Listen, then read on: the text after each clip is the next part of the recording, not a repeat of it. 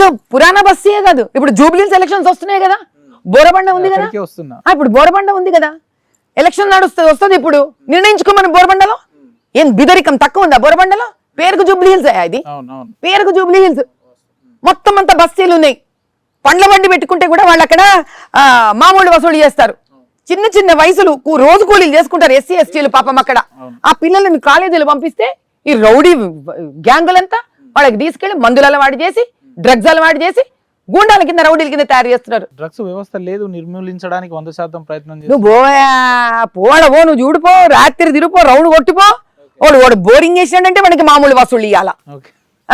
వాడు చెత్తేస్తున్నాడంటే కాంగ్రెస్ వాడు ఒకసారి వచ్చి వసూలు చేస్తాడు, బీఆర్ఎస్ వాడు ఒకసారి వసూలు చేస్తాడు, ఎంఐఎం గాడు ఒకసారి వచ్చి వసూలు చేస్తాడు. బీజేపీ మాత్రం ఉండదు. బీజేపీకి వసూలు చేసే కెపాసిటీ ఉంటే గనక బీజేపీ ఇట్లా బీజేపీ అప్పుడు దౌర్జన్యంగా వీళ్ళలాగే గెలుస్తుంది.